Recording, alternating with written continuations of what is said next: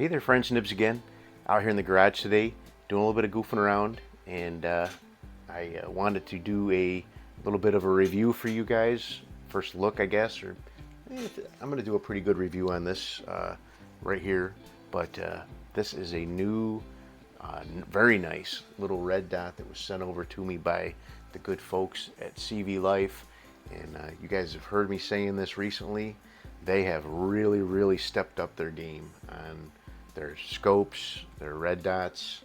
I mean, I've had a couple of their older 3 to 9x40s. I'm still using them on air guns today, but the stuff they're coming out with now, just even a year ago, blows away. Stuff they're coming out with now blows away stuff they've had on the market even just as soon as like a year ago. But this one here is so this one is, they're calling this one the Wolfprowl, and this is an RMR footprint, but it does come with, so I've already got it mounted up on my Crossman 2240 build, and I did throw it on the buck rail RMR mount, which had no problem mounting up. But let's just take a look at what else comes in the box before I'm gonna do this kind of tabletop thing here, and then we'll do some shooting with it. But it comes with a little cleaning cloth, and I've been shooting this and I got it zeroed already. It's a good shooting little red dot, but it does come with a wrench, so it mounts with a some torch screws, both on the Weaver base and on the RMR screws, and it does come with a little, so it uses a little flathead to do the zeroing. Very nice instructions. CVLife is always really good with their instructions. It does come with a little rubber dust cover.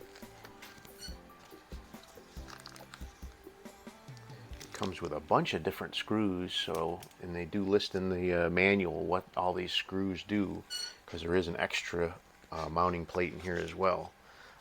I did remove it does come with the Weaver mount attached, Weaver Picatinny mount attached. Comes with 2 batteries. So this is my only kind of, not even really a negative, but just kind of something kind of weird. And this, I actually have received 2 scopes, or a red dot and a scope from CVLife in the same package that they both came with this oddball sized battery. So like almost everything that we see nowadays has CR 2032s. That's like the ubiquitous battery in today's market. But these, both that little 1x4 by 20 LPVO that I got and this red dot use a 1632. So like I said, not a rant or a negative or anything like that. It's just kind of odd that they would switch it up like that. And then the last thing that comes in the box is a adapter plate, so you can switch over to what they call MOS or mag footprint guns. So you would mount this onto the gun first, and that's what all those screws are for, and then that would give you your RMR footprint to mount the red dot onto. So now this thing does have a sleep mode and shake awake. I've tested all that. You guys have seen me do this down the road, so I didn't feel like it would be worthwhile for our time to set it up and photo it, showing it going off at 4 minutes. It does do it.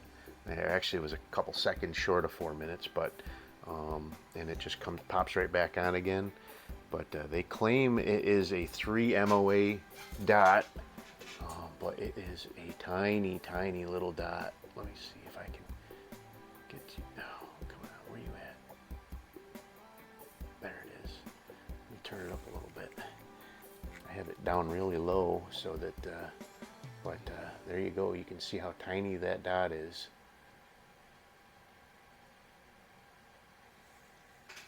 I've got some 2 MOA dots that aren't that small. They're seeing this one's a 3 MOA dot, but I've got a few over here that claim to be 2 MOA dots that are not that fine of a dot, and the finer the dot, the better you can, you know, theoretically the better accuracy you can have, because you're not, you know, completely covering up whatever target you're shooting at downrange. So, but it is a very, very small footprint, and the one thing I do like about it is the battery cover is on top. A lot of these ones with the RMR footprint, the battery mounts from underneath. You have to actually remove the dot off the gun, which could throw off your zero, to replace the battery.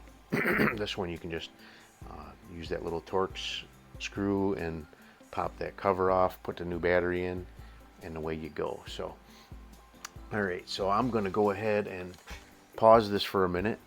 I'm gonna get set up to my downrange camera, and we'll do a little bit of plinking and see what we can see if I can knock over some turkeys and chickens. But I think it's going to be no problem at all. Stand by.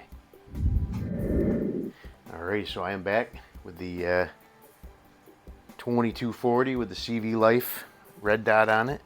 We're going to be shooting some Crossman Premier hollow points. My go-to pellet out here in the garage, at least for 22s.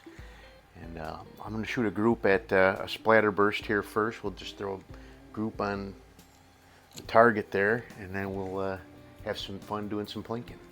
But,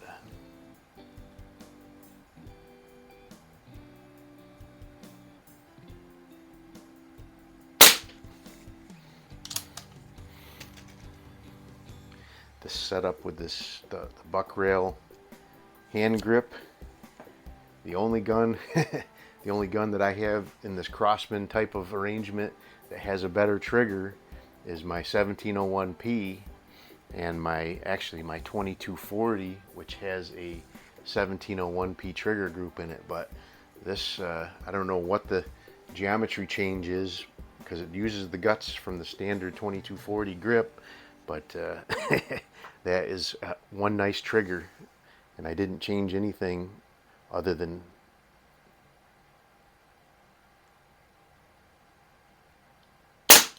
I did buff and polish the sear engagement points and trigger engagement points, but I do that on all of them. So, but what a difference!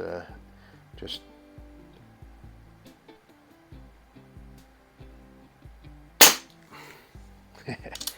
do 2 more of that, and then we'll move on to our silhouettes.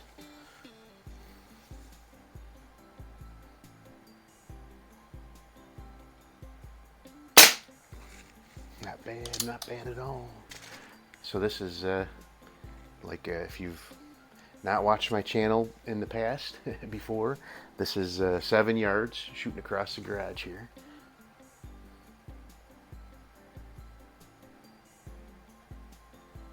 All right, that is pretty good looking shooting. Do this whole buck rail. Everything you see on here is all buck rail except for the gun itself and the red dot.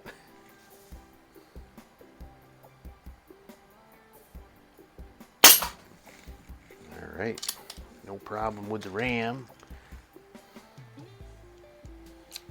Let's go for the pig.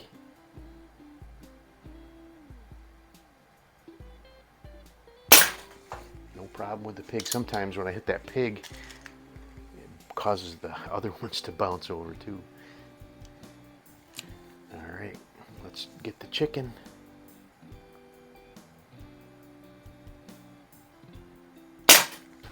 I hit him. he flipped down and come back up again. Let's do it again.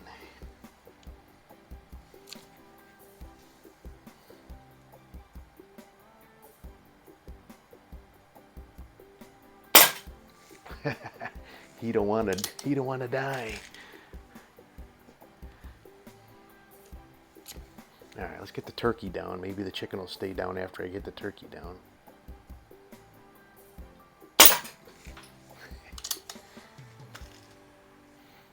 These 22 pellets put enough wallop on that chicken that it bounces down and bounces right back up again.